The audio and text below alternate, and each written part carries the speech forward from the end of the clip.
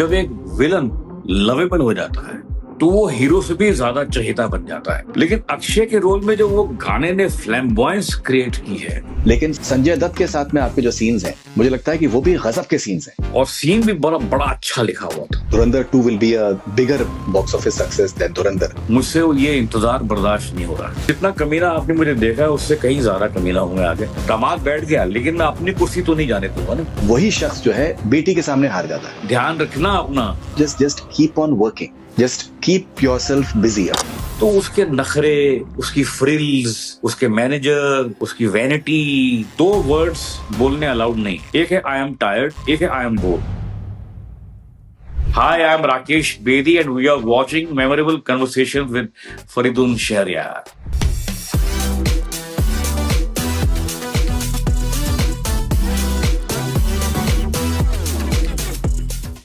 राकेश जी, लोग कह रहे हैं कि रहमान डकैत जो हैं धुरंधर के विलन हैं, लेकिन असली विलन तो जमील जमाली हैं। जिस किस्म की विलन हाँ, मतलब कहानी वाइज देखा जाए तो yes, because Jamil Jawali is trying to orchestrate the entire orchestra. सारा ऑर्केस्ट्रा उन्हीं के हाथ में। कहां पर कौन सा कभी वायलिन बजना चाहिए, कब पियानो आना चाहिए, जी जी, क्रेसेंडो पे कब जाना चाहिए, सब वही डिसाइड करें। हाँ, ऐसा है कैरेक्टर, तो क्या कर सकते हैं बताइए। ओके राकेश जी, आपके जो पंजाबी आपका जो बैकग्राउंड है, उसने आपको कितना हेल्प किया? बिकॉज ये इसके अंदर एक Punjabi element constantly it runs right through. Quite lot, क्योंकि और वो क्या है कि ऐसा नहीं है कि मैंने पहले पाकिस्तानी पॉलिटिशियन देखे नहीं थे या पाकिस्तानी ड्रामे नहीं देखे थे। मैं उनकी स्पीच से अच्छी तरह से वाकिफ हूँ। वो जिस तरह से बोलते हैं, आए बैठें, खाएं, तो ये है। और हल्का सा पंजाबी लहजा रहता ही है। कैसे हैं आप, कहाँ जा रहे हैं, सो देयर उनके जो हार्ड फोनेटिक्स होते हैं वो इतने हार्ड नहीं होते। कहाँ जा रहे हैं आप, वो कहाँ जा रहे हैं नहीं कभी नहीं बोलेंगे, कहाँ जा रहे हैं, कहाँ जा रहे हैं। तो एंड का हैं जो है वो मिक्स हो जाता है, कहाँ जा रहे हैं। तो इस तरह से मतलब छोटा मोटा मैंने एक स्टडी किया। फिर एक बड़ा इंसिडेंट, मजेदार किस्सा ये हुआ कि मैंने बहुत सारे पाकिस्तानी पॉलिटिशियंस की स्पीचेस निकाली, उनको मैंने अपने हाथ से एक पेपर पे लिखा, फिर मैंने उन सबको मिलाकर अपनी एक स्पीच तैयार की। मतलब जो किसी की बोली हुई नहीं थी, लेकिन मुझे लगा कि अगर मैं लियारी का पॉलिटिशियन हूं तो मैं ये स्पीच, अगर मैं हूं रियल में, फिल्म की बात नहीं मैं कर रहा, मैं धुरंधर की बात नहीं कर रहा, अगर मैं लियारी का पॉलिटिशियन हूं तो मैं ये स्पीच दूंगा, अगर मैं लियारी में जाऊंगा तो ये स्पीच दूंगा। तो मैंने वो स्पीच तैयार की। वो कोई 2.5-3 मिनट का पीस था। उसका फिल्म से कोई ताल्लुक नहीं है, फिल्म की कहानी से या फिल्म के डायलॉग से कोई ताल्लुक नहीं है। Just my thinking that how a Lyari politician will go stand on a podium and give a speech in Lyari and he doesn't mean what he's saying. क्या बात है, that's an important part, doesn't mean what he's saying. मैं उसको तैयार करता रहा तो मैंने वो रिकॉर्ड कर लिया अपने फोन में, जो वॉइस रिकॉर्डर होता है उसमें रिकॉर्ड कर लिया। तो एक दिन मैं और मेरी वाइफ गाड़ी में जा रहे थे और शूटिंग करीब आ रही थी, तो मैं उस स्पीच को बार बार सुन रहा था।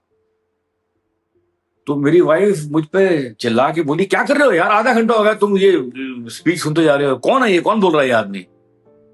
मैंने कहा ये मैं बोल रहा हूँ, ये मेरी आवाज है। तो क्या बात करें, आपकी आवाज है। मैंने कहा ये मेरी आवाज है। तो बोले ये किस लिए, मैंने कहा वो मैं जरा तैयारी कर रहा हूँ। तो उनको ये मेरी आवाज समझ में नहीं आई। तो फिर मैंने आदित्य को थोड़ी सी इस बारे में बात की। तो he said one thing which is very important which I liked also. तो उसने कहा कि सर आप इतना ज्यादा फोकस उसकी आवाज पे मत कीजिए, क्योंकि क्या है कि फिर आपका ध्यान उसकी आवाज को निकालने में चला जाएगा और छोटे छोटे न्यूएंसेस रह जाएंगे। आप खाली न्यूएंसेस पिक कीजिए, छोटे छोटे एक्शंस पिक कीजिए, बॉडी लैंग्वेज पिक कीजिए, and that's what we did here. So it was like my little bit of preparation and little bit of like guidance by Aditya, and then that's how we created the character. Right. Okay. आपने body language की बात करी है। अगर जो आपका पहला scene है, जब हॉस्पिटल का सीन है और जब आप जो आपकी एंट्री जिस तरीके से होती है, जैसे गरम जोशी से, तो वहीं से एक अंदाजा हो जाता है, और फिर उसके बाद जिस तरीके से आप अक्षय के आप साइड से आप ऐसे गले गले में मतलब मक्कारी जो है उस इंसान की पूरी पूरे जिस्म से समझ में आ रही है कि वो मक्कारी, हर तरफ से मक्कारी। फिर उसके चप्पल भी नूने बाहर में छोड़ कर आया है। जी, बाबू डकैत के नूनों में पानी पड़ जाए, दिस एंड दैट, मतलब वो जो एक सेटिंग जो स्टार्ट हुई है, तो वो वहां पर राकेश बेदी नहीं थे, बिकॉज मैंने आपको बहुत सालों से काम फॉलो किया है। That was Jamil Jamali. वो किरदार आपने शुरू से सेट करके आप चले, एंड अगर कोई भी एक्टर, मुझे लगता है कि अगर वो अचीव कर ले, दैट इज ब्रिलियंट। सी आपने वो सीन देखा, पहला सीन जो है मेरा, जैसे आपने कहा हॉस्पिटल में वो आता है जमील जमाली और रोता हुआ चिल्लाता हुआ आता है, मेरा बच्चा ये मर गया, ऑल दैट, वो हमने काफी लेट शूट किया वो सीन। मतलब in the sequence of events, मेरा जो पहला शूटिंग सीन है उस फिल्म का, वो है जब मैं उसके घर पे जाता हूं और आई गो to have a confrontation with him because he has taken away my daughter, and then I surrender because I know that now there is a power shift. So I surrender. So that was the first scene that I shot for this film with Aditya. So I was on a very shaky ground that day because the role was very meaty and long and demanding and very pivotal in the story. So I wanted to have, क्या होता है कि पहले दिन थोड़ी सी fine tuning में time लगता है कि डायरेक्टर क्या चाहता है इस कैरेक्टर में और मैं क्या दे पा रहा हूं, तो हम दोनों कहीं ना कहीं एक पेज पे आने चाहिए, तो वो सीन वहां से, दैट वाज द ट्रिगर। वहां से वो एक बार वो थोड़ा सा वो जम गया, उसके बाद then it was like a flowing water. Right.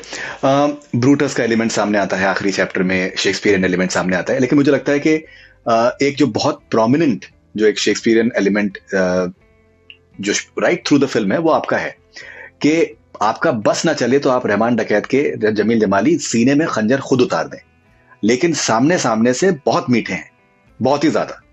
लेकिन वो जो प्लॉटिंग एंड प्लानिंग है, इवन जब वो पॉपुलैरिटी उसकी हो जाती है बाबू डकैत को मारने के बाद में, और जब वो स्पीच देने के लिए जब वो रैली में आ रहा है, जो एक एलिमेंट ऑफ जेलसी है जमील जमाली के अंदर, लेकिन वहां आगे बढ़ के उसको हाथ ऊपर करना, तो वो जो कंट्रास्टिंग इमोशंस एक साथ जो आए हैं, मुझे लगता है कि आई थिंक किसी भी एक्टर के लिए ये गजबनाक है। या I was going with the script, और वो क्या है कि मैं फ्रैंकली वो बताऊं, मतलब I am being very honest, मुझे आदित्य थ्रू आउट फोन करके बार बार ये बोलते रहे कि राकेश जी आपने कमाल का काम किया है, कमाल का किया है, लेकिन मुझे कुछ समझ में नहीं आ रहा था क्या मैंने क्या कमाल का काम किया है। और मैं वो सारी की सारी जो जिस सीन की आप बात कर रहे हैं, डायस पे मैं बैठा हूं और रहमान डकैत आ रहा है, and then I think that I am going to get the power, but then there is a shift by the president towards him. तो मैंने क्या एक्सप्रेशन दिए थे मुझे याद थोड़ी है, वो दे के 8-10 महीने हो गए, ऑलमोस्ट 1 साल हो गया, तो मुझे याद थोड़ी मैंने क्या एक्सप्रेशन दिए थे, लेकिन ये है कि जिस समय दिए थे उस समय मैं उस सीन में टोटली इन्वॉल्व था। दिखता है, हाँ, वो टोटली इन्वॉल्व था। तो वो मैंने कोई उसकी प्रिपरेशन नहीं की, वो ऑर्गेनिकली आ रहे थे, because I was playing the character, I was in that role during that schedule almost, and so देवर। तो मुझे याद नहीं था कि मैंने क्या, क्योंकि एक्टर के चेहरे पे एक्सप्रेशन आए, मुझे याद थोड़ी है कौन सा आया कौन सा गया कैसे रहा, अब वो एडिटिंग में कहाँ फिक्स हो रहा है, तो ये तो बाद में ही मालूम पड़ता है। But Aditya kept on telling me throughout the making, throughout the editing कि सर आपको बहुत मजा आएगा, आपको बहुत मजा आएगा, लोग बाहर निकल के आपको ढूंढने वाले हैं। तो भैया मतलब मैं बोला तुम मजाक कर रहे हो यार, don't pull my leg. He said नहीं sir, I am telling you frankly. नहीं सर, द बेस्ट चीज ये है राकेश जी कि इस पिक्चर की जो खासियत एक ये है कि जो ट्रोप्स होते हैं बॉलीवुड के कि भाई ये हीरो है, ये साइड एक्टर है, ये हीरोइन है, ये विलन है, तो वो उन ट्रोप्स को इस पिक्चर ने ब्रेक किया बहुत बहुत बड़े तरीके से। इसके अंदर हर किरदार को जो है वो एक बहुत ही हीरोइक तरीके से प्रेजेंट किया गया है, and that is something which is absolutely wonderful. Aditya ने मुझे हमेशा कहा कि सर आप उस ट्रोप में, उस बॉक्स में फंसे हुए, but he has been following my work since ages, and he said, sir, I owe you something, from the side of the industry, from the point of view of industry, I owe you something, which you deserve, so I'll give you that. तो ऐसा उसके मन में ऐसा था. अभी भी परसों रात को मेरी बात हुई. He said the same thing. He said, sir, आप एंजॉय कीजिए because I'm very happy for you. He said, I'm the most happy for you. Film तो हिट है ही, सब करेक्टर हिट है, पर मुझे आपको लेकर बहुत खुशी है. नहीं, 100%. अक्षय खन्ना के साथ में भी आपकी जो मैं तो केमिस्ट्री कहूंगा, मतलब जरूरी नहीं है कि हीरो हीरोइन के बीच में केमिस्ट्री हो. जो केमिस्ट्री आपकी है अक्षय के साथ में, वो भी आई थिंक बहुत ही खूबसूरती से सामने आई है. तो कुछ अगर एक्सपीरियंस आप बताएं कि जो जब आप शूट कर रहे थे, तो आपने जिक्र किया है कि वो कम बात करते थे, लेकिन जब एक्चुअल शूट होते थे तो किस तरीके के डिस्कशंस आपके कैसे होते थे? नहीं, देखिए, कम बात करते का मतलब ये होता है कि अगर अब जैसे मैं अगर सेट पे हूं तो मैं आपको एक जगह नहीं मिलूंगा, मैं उधर भी जाऊंगा, इधर भी जाऊंगा, और मेरे जितने असिस्टेंट हैं, जितने सेट वाले हैं, या जितने कॉस्ट्यूम मेकअप वाले हैं, सब मेरे दोस्त, अच्छे दोस्त बने हुए हैं. मैं उनसे हर तरह का मजाक कर रहा हूं, उनको हंसा रहा हूं, और दबा के हंसा रहा हूं. ऐसा नहीं कि मतलब और बार बार कोई ना कोई मेरा जोक चल रहा है, कोई ना कोई मेरा हर तरह के जोक्स होते हैं बिटवीन मैन, तो वो चल रहे हैं. तो मुझे ढूंढते थे लोग, राकेश जी कहाँ है, राकेश जी के साथ बैठो. लेकिन आदित्य ऐसा नहीं, उनकी नेचर है कि वो एक बार कोने में जाके अपने बैठ जाते थे, कुछ पढ़ते रहते थे या अपने फोन पे देखते रहते थे. Sorry Akshay, I meant Akshay. But whenever we sat together, say before the shot, maybe 20 minutes before the shot is being prepared, rehearsals are being done, whenever we shot together, we had very intellectual conversations. He asked me a lot about my theater, how we go about it, how we do it, and I asked him about his, the way he is handling this character. तो हमारे काफी एक अच्छे conversation होते रहे. But when it comes to scene, now the scenes is to be delivered, lines are to be, I won't say mugged up, but to be understood.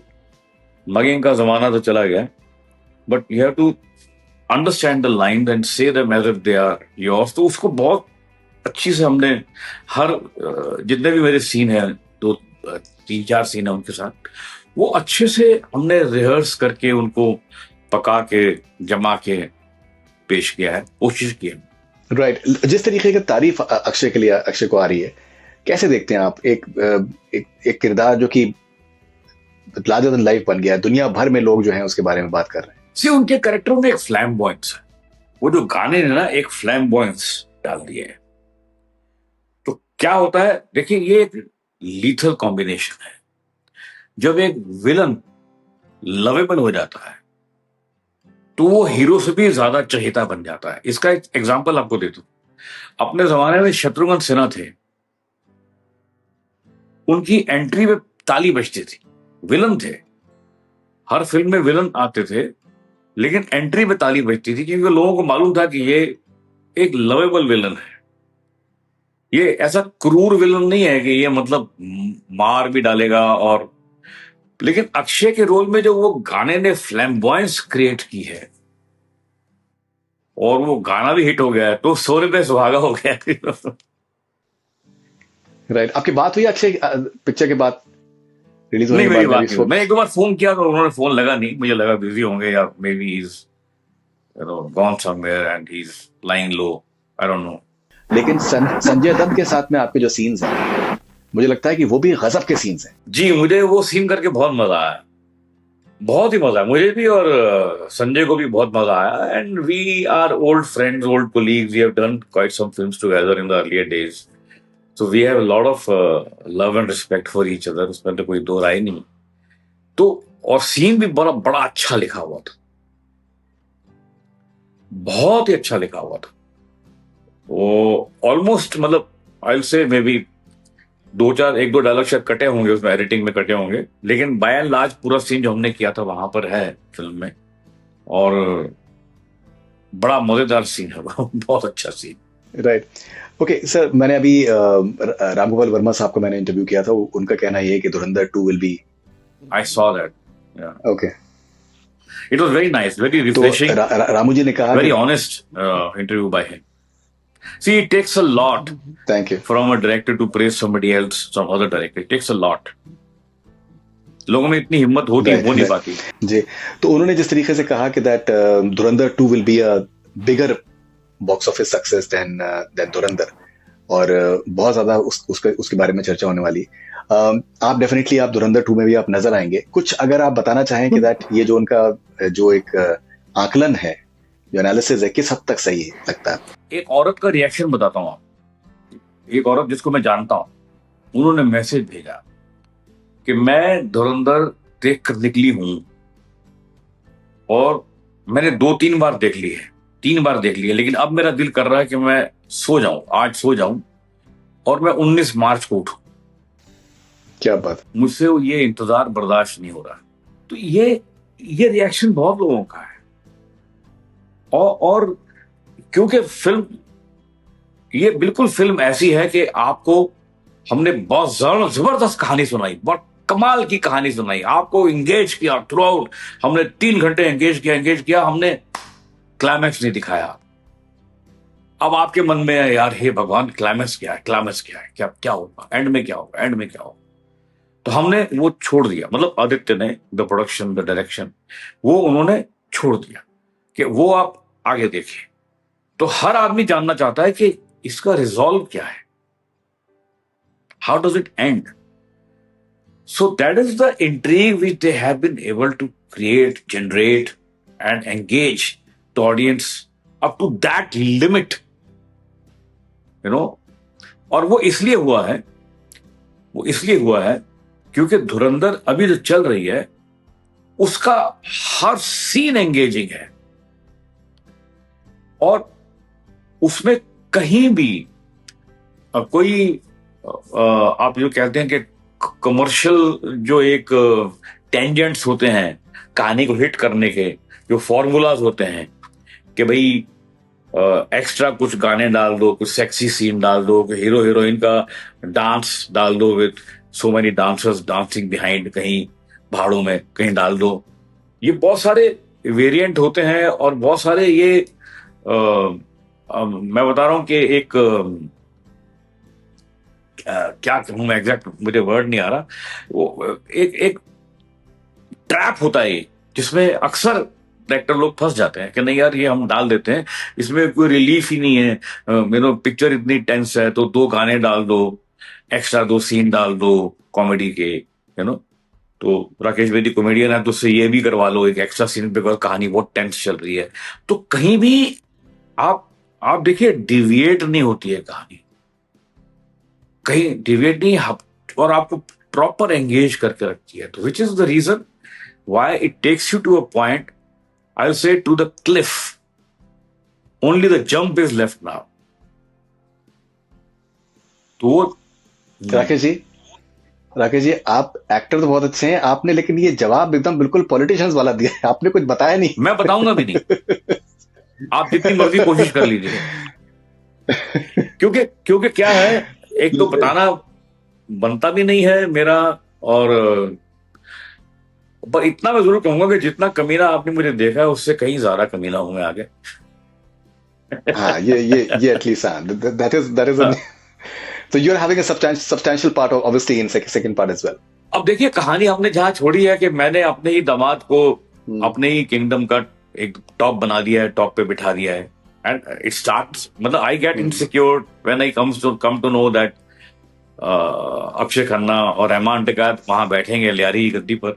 लेकिन मैंने चक्कर चला के सब उसको मरवा के खत्म करके अपने दामाद को वहां गद्दी पे बिठा दिया। अब उसके बाद की क्या गेम है, क्योंकि दामाद बैठ गया, लेकिन मैं अपनी कुर्सी तो नहीं जाने दूंगा ना।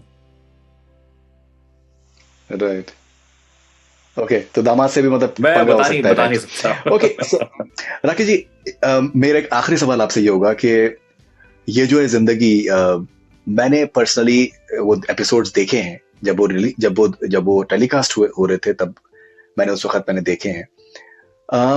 इतने साल के बाद भी अगर कोई भी काम जो है वो अगर जिंदा रहे, उसके अलावा चश्मे बदूर एज वेल, अगर वो इतने सालों के बाद भी अगर जिंदा रहें और लोग उससे इस लेवल पे कनेक्ट करें, ये एक बहुत ही रेयर एक एक एक एक आई थिंक फिनोमिनन होता है। 40-45 साल की मैं बात कर रहा हूँ। कल कल रात को 31st की रात थी, कल 31 दिसंबर की रात थी। मैं कहीं किसी पार्टी में था, तो एक मेरे पास साहब आए, उनकी फैमिली आई। उन्होंने एक बात कही, उन्होंने कहा, राकेश जी, हम आपका श्रीमान श्रीमती 1 घंटा हर रोज देखते हैं, आज भी देखते हैं। तो बहुत लोगों को मे भी सुकून मिल रहा है, या हंसने को मिल रहा है, या आप लाइट फील करते हैं कुछ देखने के बाद। तो मैं ये कहूंगा कि रेलेवेंट इसलिए है बिकॉज हमने टाइमली काम नहीं किया। टाइमली का मतलब यह है कि उस समय जो चल रहा था हमने उसको सकम नहीं हुए, हमने टाइमलेस काम करने की कोशिश की, कि जो हमेशा रहेगा। और अच्छे अच्छे दिमाग थे उसमें। Kundan Shah was a very good intelligent man. Sharad Joshi जो राइटर थे, हिंदुस्तान के बहुत बड़े व्यंगकार वो थे। Satish Shah, Shafi Inamdar was a very big theatre enthusiast. I was from Satish and me were from FTII, batchmates, classmates. So एक कॉम्बिनेशन देखिए ना आप क्या बनता है। तो आप, ऐसा लगता है कि यार आपको हल्का काम नहीं करना है, और इसलिए काम नहीं करना है क्योंकि कल टेलीकास्ट हो रहा है, या शिफ्ट खत्म हो रही है, या कोई और ऐसा रीजन है जिसको आप सकम कर रहे हैं। क्रिएटिविटी पे कोई कॉम्प्रोमाइज नहीं करेंगे, भले ही समय जितना मर्जी लग जाए। तो प्रोड्यूसर भी सपोर्ट कर रहा था इस बात को।